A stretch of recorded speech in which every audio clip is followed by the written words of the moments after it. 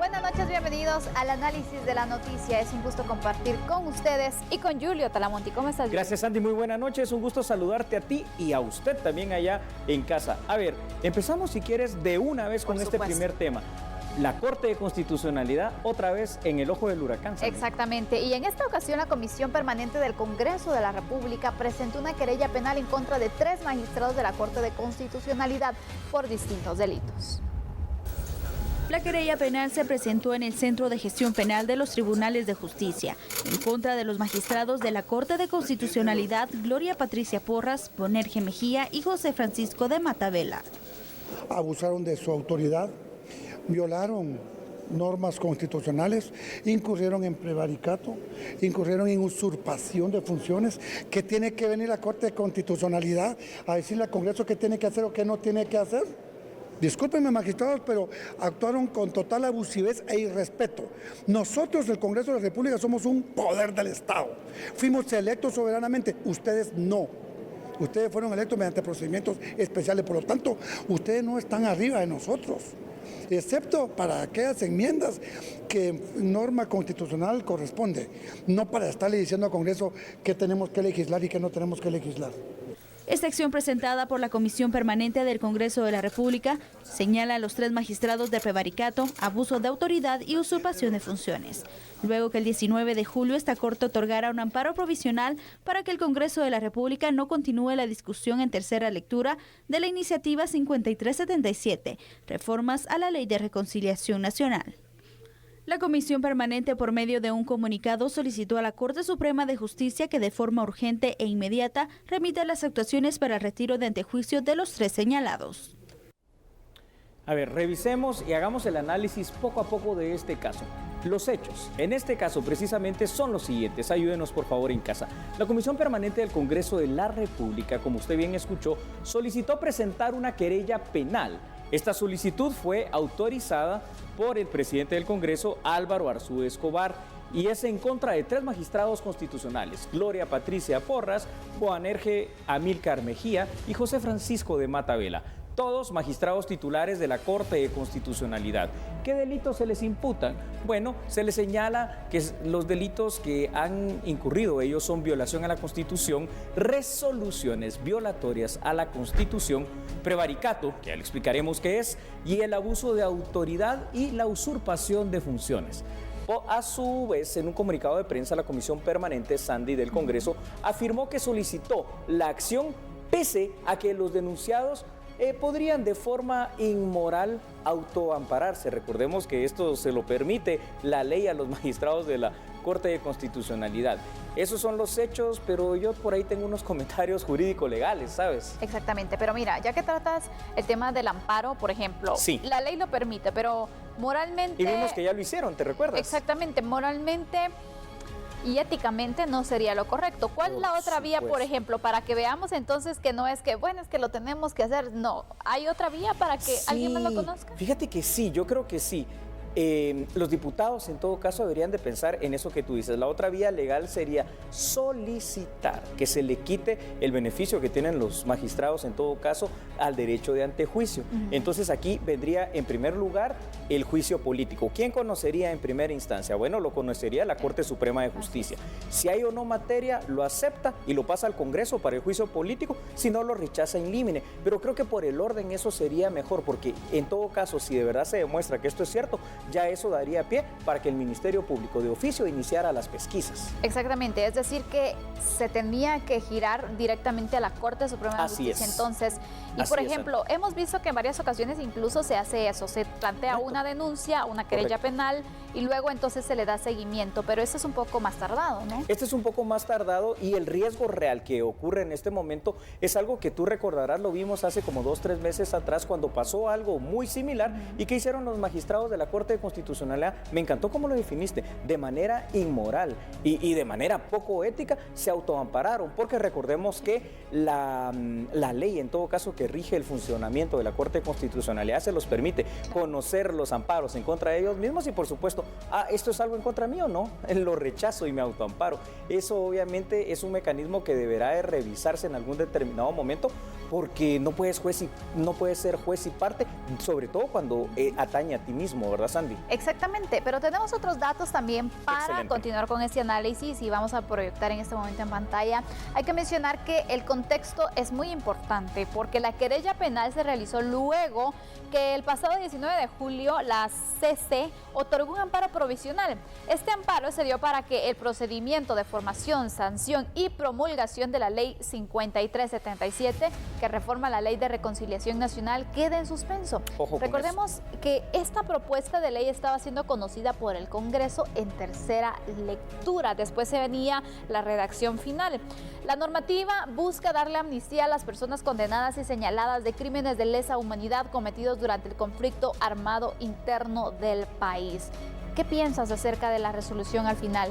¿Qué fue lo que tiene ahora en el ojo del huracán a los magistrados de la CC? Sandy, ahora que tú has complementado en este tema para el análisis, estos datos que son por demás, no solo interesantes, sino que vitales e importantes para el mismo, te digo que una vez más me quedo boquiabierto. O sea, cuando uno piensa que la Corte de Constitucionalidad ya no te puede sorprender en este país, resulta que sí lo hacen y lo hacen de una manera tremenda. A ver, tú lo sabes perfectamente, usted también en casa. Guatemala, república presidencialista, 3 poderes estatales, ejecutivo, legislativo y judicial. Sobre estos 3 poderes no hay un suprapoder. La Corte de Constitucionalidad, según lo define la Constitución Política de la República de Guatemala, tiene un solo fin: salvaguardar de que los derechos fundamentales que la ley, obviamente en este caso la Constitución y el resto de normativa legal en Guatemala establece como derechos y garantías para los guatemaltecos, no se violente, ni se tergiverse, ni tampoco se disminuya o restrinja. Pero en este caso, si tú te das cuenta, ahora la Corte de Constitucionalidad es juez, no, son magistrados, se creen presidentes en el Ejecutivo, te dicen cómo dirigir la política exterior, por ejemplo, de Guatemala, y ahora se creen que también son diputados porque mandan a parar algo que es potestad de uno de estos 3 poderes independientes, que es el legislativo. Le dicen, no, en tercera lectura ya no lo conozcan. ¿Por qué? Porque yo lo digo y soy la Corte de Constitucionalidad. Sandy, ¿qué es eso? Y aparte de eso, hay contradicciones, porque dicen, bueno, que se respeten los procesos, pero ellos no están precisamente en el proceso exacto. Exacto, entonces finalmente lo que están haciendo es interviniendo el proceso. Exacto, realmente lo que están haciendo, más que interviniendo, que es una buena definición, te felicito, yo creo que están interfiriendo, es decir, ellos están parando, obstaculizando, entrometiéndose en lo que realmente no es asunto de su competencia en lo legal. Y es por eso que cuando tú revisas los delitos que se les están imputando en esta querella penal, pues uno dice, sí tiene cierto sentido lo que los señores diputados piensan. Lo que yo no sé, Sandy, es hasta qué punto y en qué momento se le va a poner un alto realmente a la Corte de Constitucionalidad. ¿Sabes por qué? Porque recordemos que siendo el máximo tribunal constitucional, no hay algo por encima de ella, pero tampoco puede ser que ellos mismos sean los que irrespeten e incumplan la Constitución. Hemos visto que en varios procesos se han tenido resoluciones que siempre se han criticado, que siempre incluso se han buscado pues denunciar a magistrados, quitarles la inmunidad incluso, pero en ninguno ha procedido. ¿Qué está pasando, Julio? ¿Será acaso entonces que se va a quedar la situación así o podríamos ver finalmente algún magistrado, por ejemplo, que sea investigado? Yo creo que por el momento eso es difícil por el antecedente que tenemos, que no ha pasado. Sin embargo, también recordemos una situación. Debemos hacer prevalecer el Estado de Derecho, es decir, si se supone que Guatemala como Estado está en una lucha continua, constante y permanente contra la impunidad y contra muchas situaciones que afectan a nuestro Estado, yo creo que los altos funcionarios tienen que poner el ejemplo. El ejemplo que nos está dando la actual Corte es un muy mal ejemplo, un muy mal precedente, y tarde o temprano los vamos a ver definitivamente sometidos al imperio de la ley, eso es seguro. Definitivamente. A manera de conclusión, Julio, ¿qué podemos agregar en este caso que aún está pues bastante vigente, porque obviamente los diputados están esperando también alguna respuesta? Creo, Sandy, que lo que vamos a iniciar a ver es un proceso largo de situaciones penales, donde te diría yo, si no se hace el juicio político, que es el antejuicio, esto no va a avanzar. Sin embargo, una cosa te digo a ti y a los televidentes para terminar este tema. Seguramente este es solo el inicio de muchos capítulos más que vendrán una vez más con el famoso tema de la Corte de Constitucionalidad. Y te molesto ya de manera, la última consulta que te hago Sandy, sobre este tema. ¿Cómo ves las fuerzas en el Congreso y también pues el interés de los diputados? ¿Crees tú que de llegarse a plantear entonces retirar la inmunidad a los magistrados o algunos de los que han sido señalados, finalmente podría encontrarse un consenso en el Congreso. Exactamente en el Congreso, ¿cómo está la situación? Yo creo que sí, por eso yo creo que el camino del Congreso era otro. O sea, la querella penal ahora ya está interpuesta, habrá que darle trámite, pero creo que lo inicial era este juicio político, ir a la Corte Suprema de Justicia y que los magistrados de la Suprema digan, sí, hay materia, conózcanlo ustedes en juicio político y si de verdad lo hay, pase al Ministerio Público de oficio. Así es, Ana. Bueno, vamos a concluir con este tema, esperaremos qué sucede y si hay más diputados que quieran entonces unirse a este proceso, usted seguramente lo va a conocer aquí en A la Medida. Pero de momento vamos a una pausa. Me parece excelente, Sandy, y de una vez te digo, ¿será que es bueno reforzar las fronteras guatemaltecas con El Salvador para que no se incursione por parte de las maras en nuestro país? No lo sé. ¿Qué tú crees? Después de la pausa lo estaremos analizando. Por favor, continúe con nosotros. Ya volvemos. Así es, no cambie. Está en sintonía de A la Medida.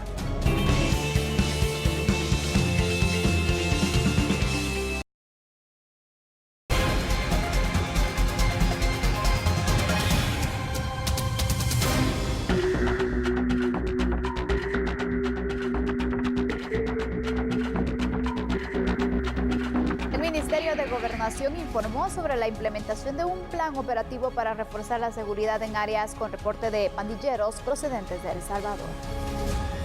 Según el viceministro de Prevención del Ministerio de Gobernación, no se cuenta con un registro oficial de posibles pandilleros procedentes de El Salvador en el territorio nacional. Sin embargo, iniciarán un plan de prevención, aunque todavía no es un problema exagerado, indicó Romero.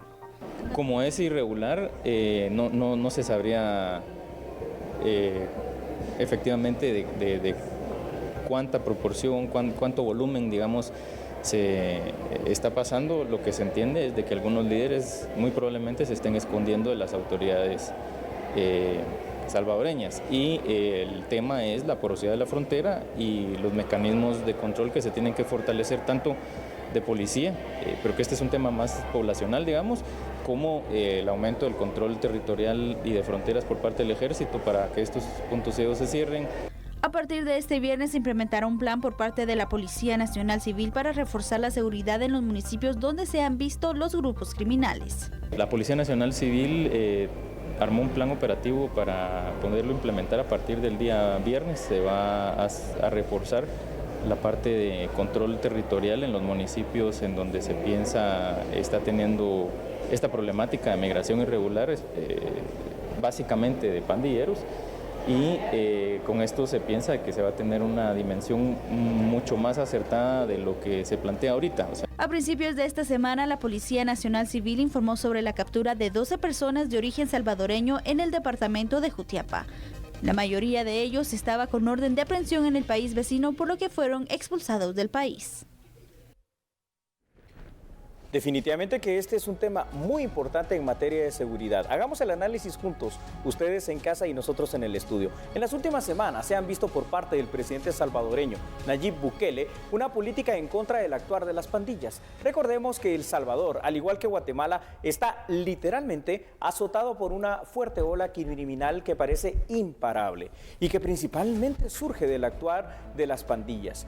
Contrario a lo que sucede en Guatemala, en El Salvador, la pandilla más numerosa, todos lo sabemos, Andy, es la MS-3, es decir, la salvatrucha. Sin embargo, los problemas de maras son comunes y por eso en este instante a mí me parece muy oportuno lo que dice Axel Romero, viceministro, tercer viceministro en este caso, de Gobernación, que a partir del viernes se van a implementar estas cuestiones de reforzar las fronteras. Yo solo tengo una pregunta, sería buenísimo si se pudiera un poquito antes inclusive, porque estamos viendo cómo los mareros están tratando de incursionar a nuestro país. Exactamente, pero mira, es necesario ya definitivamente tomar este tipo de políticas porque obviamente ya estábamos viendo las consecuencias. ¿Cuántos presuntos? Porque la verdad es un procedimiento para poder determinar. Es un buen término. Exactamente, mareros están ingresando al país y precisamente como Jutiapa ha sido el departamento más afectado hasta el momento, pero no es el único. No es el único, Sandy, porque a mí me llama la atención. Obviamente Jutiapa porque es como que la gran puerta de entrada hacia Guatemala.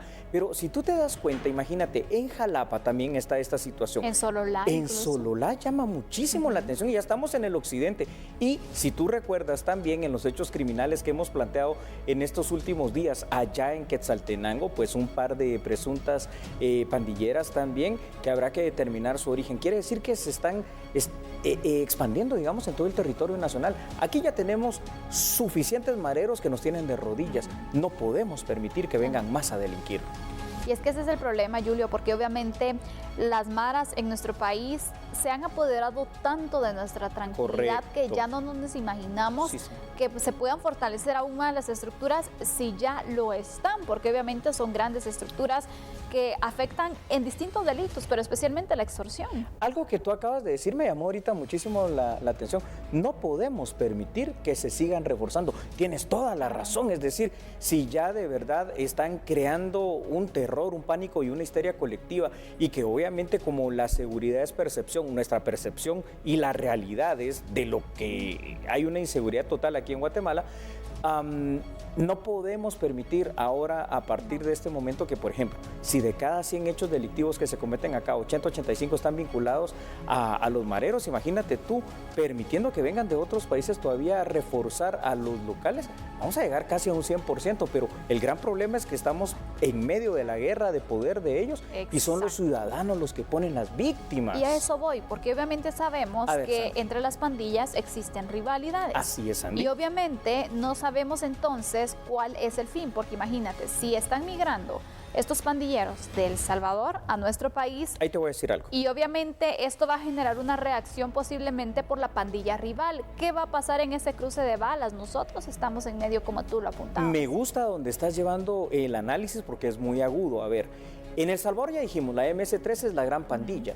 Pero aquí en Guatemala la pandilla más fuerte y la más grande en número es el Barrio 18. Exacto. Si se está reforzando la MS-13, el Barrio 18 definitivamente, por la concepción que ellos tienen al ser mareros, va a reaccionar fuertemente y entonces va a tratar de alguna manera de hacer más hechos violentos y delictivos en contra de ellos, y en medio de todo esto van a haber ciudadanos guatemaltecos que saldrán heridos, que saldrán muertos, que serán extorsionados como grandes víctimas. O serán reclutados y obligados a pertenecer a las pandillas. Esta es otra de las consecuencias, Julio, pero tenemos otros datos para seguir ampliando este análisis. Hablemos de la principal consecuencia de esta política criminal en El Salvador contra las pandillas, porque muchos de ellos podrían buscar entonces, y ya lo están haciendo, refugio en países vecinos como Honduras y bueno, Guatemala. Ya hemos visto algunos casos. Por eso es necesario y positivo que se tomen acciones por parte de las autoridades guatemaltecas cuando sea necesario, que siempre sea también en conjunto con El Salvador para unir esas fuerzas. Si las acciones preventivas no se siguen tomando de manera eficiente, podríamos ver un incremento de los principales delitos cometidos por las pandillas, dígase las extorsiones, el sicariato y los asesinatos. Así que es urgente que se pueda plantear ese plan conjunto. Es correcto, Sandy, es absolutamente urgente. Ya no podemos permitir que la realidad y las cifras en Guatemala, que es el país que nos importa, aunque es un problema del Triángulo Norte, se sigan incrementando. No podemos permitir que estadísticamente estén muriendo tanto guatemalteco diariamente por el hecho de las pandillas, y no podemos permitir, y ya para concluir esto, Sandy, que sigamos en aquellos listados que nos dicen que Guatemala es una de las 10 ciudades definitivamente más violentas en el mundo. Esto no puede ser. Así que un aplauso por lo que quiere hacer ahora el Ministerio de Gobernación de reforzar nuestras fronteras. En otro tema, las autoridades de finanzas públicas y de la SAT se refirieron a un eventual impacto económico nacional si se concretan las amenazas realizadas por el presidente de los Estados Unidos, Donald Trump. La cartera de finanzas requirió un informe al Banco de Guatemala para evaluar un eventual impacto tanto en el crecimiento, remesas y exportaciones. Es un tema que estamos manejando con ese nivel de prudencia y en la línea y en el marco de las rectorías de las instituciones. En el caso del Banco de Guatemala es el agente financiero del Estado y también da todo el respaldo en la parte de evaluación económica, y el Ministerio de Economía también en la parte de evaluar también cuáles son las decisiones y elementos elementos que tienen que dar para poder darle respaldo económico al país. Y en el tema de relaciones exteriores, es el Ministerio de Relaciones Exteriores que va a atender la instrucción que va a decir el presidente de agotar todas las vías diplomáticas. Bueno, yo creo que es importante eso, la Junta Monetaria nos va a dar ese informe, vamos a hacer la solicitud de parte de los representantes del gobierno. Y por el otro lado también es importante resaltar, recientemente la calificadora de riesgos Moody's ha confirmado la calificación de riesgo país y la perspectiva hacia adelante con una connotación muy importante. Y es que Guatemala ha demostrado, a diferencia de otros países de Latinoamérica, una capacidad de resiliencia que nos permite afrontar los retos de forma institucional. Vamos a ver, todavía no lo hemos estimado porque aquí el tema es lo que nosotros denominamos medidas a la larga. Es que es un impacto en los aranceles, pero lo que hace es elevar el costo. Entonces, a nosotros como SAT, en un primer momento no debería de generar un efecto, pero se lo genera al importador, que le encarece el costo y también le encarece al consumidor. ¿Hay un impacto en los precios? Entonces, en los precios, así es. Pero no en la recaudación. No, porque a menos de que impacte en la demanda, que por incrementar los precios baje la demanda. Pero estos ya son más que todo factores económicos, no factores tributarios. Entonces una afectación al consumidor, obviamente. Correcto, o sea, el efecto sería precios hacia el consumidor. Sigamos con la información aquí en A la Medida. Y es que el Centro de Investigaciones Económicas Nacionales, CIEN, dio a conocer un informe para contrarrestar la narcoactividad en nuestro país. ¿Quiere usted tener más información? Pues es que debido a la demanda mundial de cocaína, esto se ha vuelto una pandemia también aquí en Guatemala. Más información. Estudios internacionales detallan que del 2016 al 2017 se registró un aumento de la producción de cocaína. Esta tendencia se ve reflejada en las capturas de integrantes de grupos criminales o incautaciones. El informe del CIEN precisa que solo en lo que va del año en espacio aéreo nacional se han detectado 136 avionetas de forma ilegal. ¿Qué es lo que tratamos de hacer o cuáles son las acciones que debemos de conducir o que deberá conducir el gobierno que le toque si acepta el reto de formular esta política? Darnos cuenta que faltan procedimientos de evaluación sobre la eficacia de estas instituciones en la materia. Que les presenté anteriormente estos planes, pero no hubo una evaluación sobre si esto dio resultado, si esto no dio resultado. No hay una evaluación y se necesita. En algunas instituciones no existe suficiente personal para ejecutar todas las responsabilidades. Eso ha sido claro, ¿verdad? La alta rotación, esto es importante. Ese es un tema de sumo importante. La promoción de una política para contrarrestar la narcoactividad es parte de las acciones que recomienda el CIEN para los dos candidatos presidenciales. Recomienda el CIEN que es integrar en una política para contrarrestar la narcoactividad los componentes y contenidos vigentes. Tenemos legislación, una ley muy bien hecha. Solo habría que revisar quizás algunas penas, dado caso que los juristas pudieran hacer. Los componentes y contenidos vigentes en las acciones de reducción y control de drogas. ¿Qué estamos hablando entonces? De aglutinarlo en una política integral, que la base de esto y la fórmula ganadora de esto es la integralidad de todas estas medidas. ¿Cómo estamos en la cobertura del Seguro Social? Esta es una cosa muy interesante. ¿Por qué? Algunas personas que pagan el Seguro Social no reciben precisamente este beneficio. Al volver, ¿te parece? Por supuesto. Vamos a una pausa, regresamos enseguida. Por favor, no cambies. Somos A la Medida.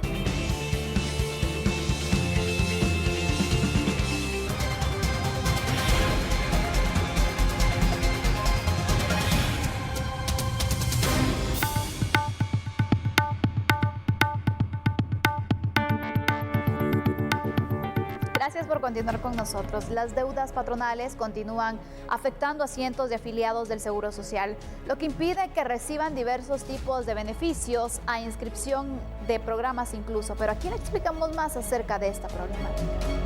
12.632 empresas tienen deudas con el ICS por más de 669 millones de quetzales, por lo que serán citadas para solventar su situación. A la fecha, el 35% de afiliados, que es equivalente a más de 450.000 personas, están siendo afectadas por esta morosidad. Nosotros tenemos una base de alrededor de 30.000 patronos cotizantes. De estos, alrededor de 12.600 empresas, 12.600 patronos se encuentran con una situación de morosos ante el instituto. Y es hacia ellos a los que nos debemos enfocar en este momento para realizar todas esas actividades que vayan a colaborar para que se regularice la situación y entonces la población derechohabiente pueda gozar de los beneficios que ofrece el instituto. Entonces nos hemos visto en la obligación de iniciar procedimientos de fiscalización para detectarlos y, por qué no decirlo, de darles seguimiento para que cumplan precisamente con contribuir a la seguridad social.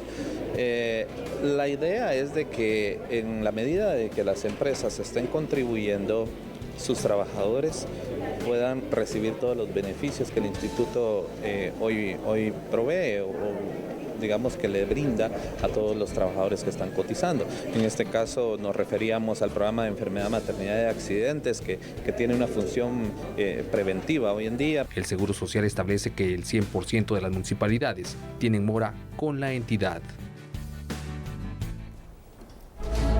A ver, aquí hay cosas que usted tiene que saber y ya lo ha ido aprendiendo, ¿verdad, Sandy? A lo largo de varios análisis. La Declaración Universal de los Derechos Humanos, en su artículo 22, tome usted nota, indica que toda persona tiene derecho a la seguridad social.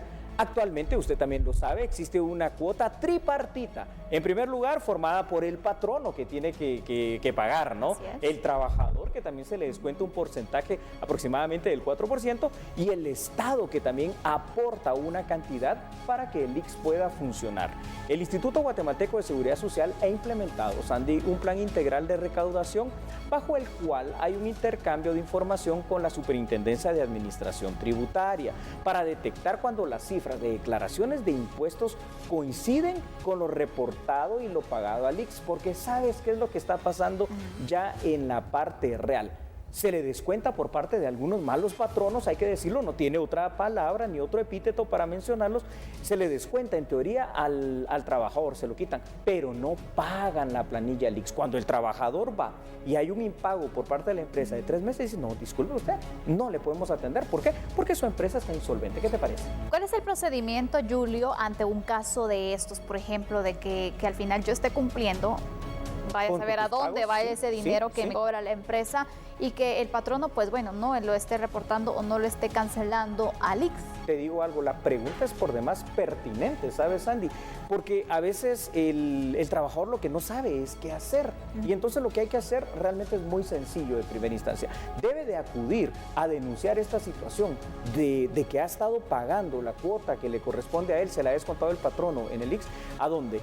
A lo que se llama Inspección General de Trabajo. Esto pertenece al Ministerio de Trabajo. Ahí se pone la denuncia, llamémosla así, aunque esto es administrativo. Se le cita por la Inspección General de Trabajo al patrono y puede que no llegue, pero ojo con esto, si el patrono no llega, aparte que va a tener que ponerse a la par con los pagos insolventes del ICS, tiene una multa que puede llegar hasta 16 salarios mínimos, a la sazón casi 48,000 quetzales. Entonces, ese es el primer camino. Si se agota la vía administrativa, entonces ya la misma Inspección General de Trabajo te da una constancia y tú ya puedes ir hasta los juzgados inclusive de trabajo, Santi. Y bueno, también hay que tomar en cuenta algo, por ejemplo, ¿solo es una sanción o puede haber algún tema penal contra el patrón en este caso o el representante legal de la empresa? Porque obviamente también se tiene que dejar un precedente, ¿no? Me gusta cuando las preguntas de verdad que haces son interesantes, agudas y además difíciles, porque esto es muy bonito para el análisis. Estamos hablando de una de las ramas del derecho laboral, no derecho penal. Entonces, en el derecho laboral generalmente las sanciones, los castigos que se imponen son todos de dinero, de cantidades de plata. Pero ojo, si se logra demostrar que aparte del impago hubo una mala fe, una situación que permitió literalmente robarle al trabajador. Claro, es que se están haciendo. Eso es lo que están haciendo. Entonces, eso ya es una cuestión penal que se puede llevar de manera paralela. Entonces, el caso es sumamente complicado, laboral y penal. Exactamente. Así es. Pero lo necesario es que se pueda también denunciar por parte del trabajador. El problema es que, por ejemplo, con la necesidad de trabajo, Julio, que se tiene, logramos tener un trabajo finalmente, sufrimos de esta situación lamentablemente y al final entonces te preguntas, bueno, o denuncio o me quedo sin trabajo porque es un riesgo. Yo creo que la decisión esa es muy difícil definitivamente en una situación laboral de Guatemala donde tú sabes que hay gente que pasa 1 año, 2 años y no encuentra trabajo. Sin embargo, por favor, y esto es para la conciencia de todos los guatemaltecos, entendemos esa situación, no la negamos, pero es que si no denunciamos estos abusos de parte de quien sea, esta situación se va a seguir dando. Por eso insistimos acá en A la Medida, Sandy, la mejor medida por tomar es la denuncia. Pero yo quiero que nos compartas otros datos para seguir analizando el tema. Sí, porque, por ejemplo, usted se preguntará a lo mejor, bueno, ¿cómo hago para saber si mi patrono está pagando o no la cuota? Aquí le tenemos algunos datos. Preste atención porque usted puede verificar si su patrono hizo efectivo el pago de la cuota mensual al IX a través de la página web de la entidad. Qué interesante. Ahí tiene que ingresar al portal www.xgt.org. Debe pulsar el icono de cuotas, luego introducir su número de afiliación y de DPI. Finalmente podrá obtener la información que estaba buscando y conocer entonces si está al día en el pago de estas cuotas o únicamente le están quitando el dinero. Si no encontró el historial del pago de sus cuotas laborales, debe solicitar al patrono la constancia de cumplimiento de pago. Si no se lo proporciona, debe realizar la denuncia. Anoten en este número, por favor. Ahí está en pantalla también y es el 2412 1200, 2412-1200. Ahí se tiene que denunciar. Sandy, qué importante lo que acabas de decir, porque entonces ya estamos explicando.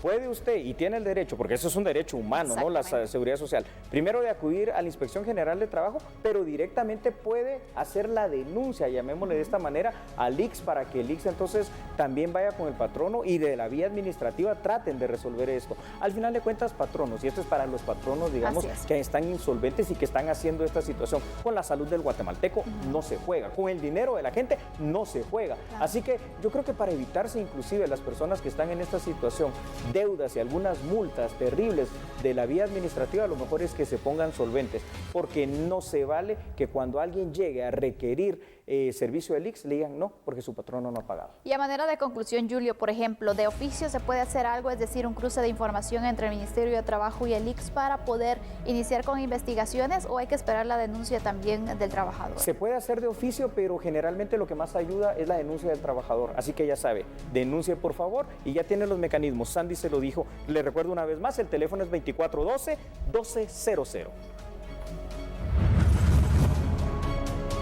Autoridades de SAT dieron a conocer un incremento de las operaciones tributarias con factura electrónica, lo cual ha mejorado también la recaudación en concepto de IVA.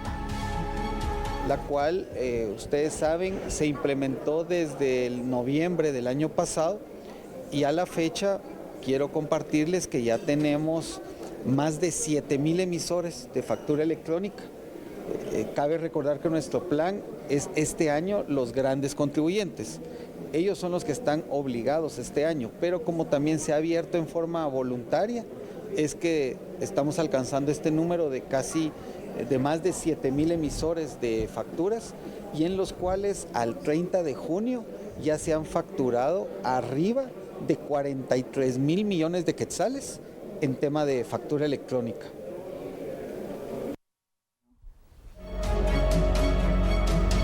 Sandy, ¿sabes de qué ha llegado el momento ahora?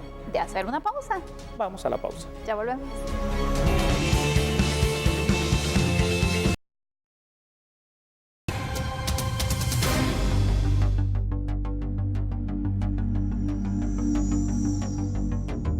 Gracias por continuar acá en A la Medida. Noticias judiciales. Los procesados del caso penal Registro de la Propiedad solicitaron al Tribunal 13º que sean declarados inocentes de todos los señalamientos que ha hecho en contra de ellos el Ministerio Público.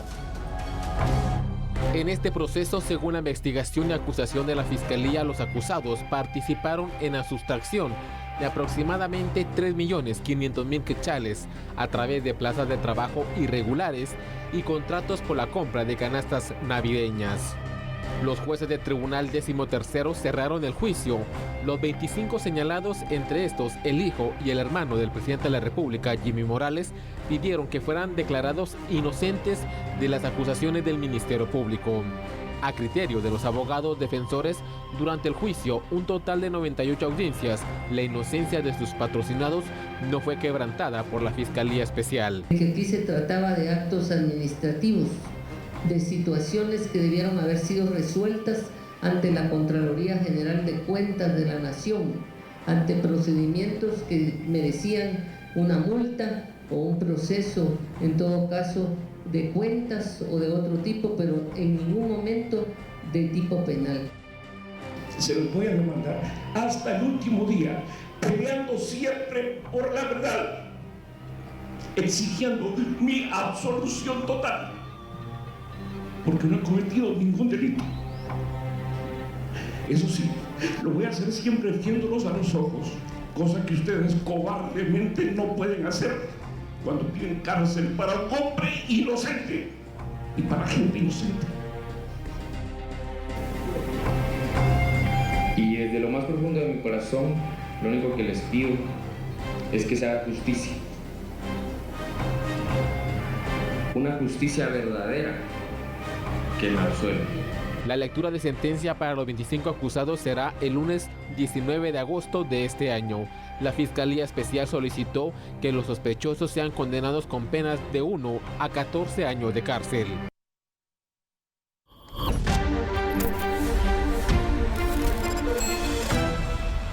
A partir de este jueves iniciará el proceso de impresión de papeletas de corporaciones municipales. Delgado Impresos es la empresa que los magistrados del Tribunal Supremo Electoral le adjudicaron la impresión de las 72,000 papeletas de color celeste que se utilizarán en los municipios en donde se repetirán las elecciones. La elección en San Jorge, la impresión de papeletas electorales dará inicio el día de mañana. A lo sumo, esta impresión se hará en 1 o 2 días.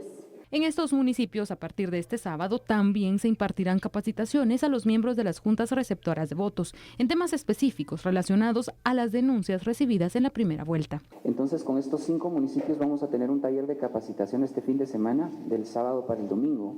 Invitamos a integrantes de juntas electorales departamentales, municipales, delegados del registro de ciudadanos y subdelegados del registro de ciudadanos. La intención es analizar con ellos, perfeccionar su conocimiento sobre los procedimientos administrativos y relacionados con la elección en sí, y además elaborar un análisis de darles herramientas para gestionar posibles conflictos en sus municipios, analizar cuál es la situación en este momento y definir una estrategia que seguramente va a incluir la realización de 3 diferentes actividades en los municipios, que esperamos pueda concluir con la firma en esos 5 municipios del acuerdo que firmamos a nivel nacional y en más de 30 municipios para llevar a cabo elecciones transparentes y en paz en esas localidades. Los 5 municipios en donde se repetirán las elecciones son en Esquipulas, Palo Gordo y Tajumulco en el departamento de San Marcos, Iztapa en Escuintla y San Antonio y Lotenango en el departamento de Quiché, mientras que en San Jorge, Zacapa, se realizará como una nueva convocatoria. A usted le decimos gracias por su sintonía. Aquí lo esperamos mañana. Que descanse. Feliz noche.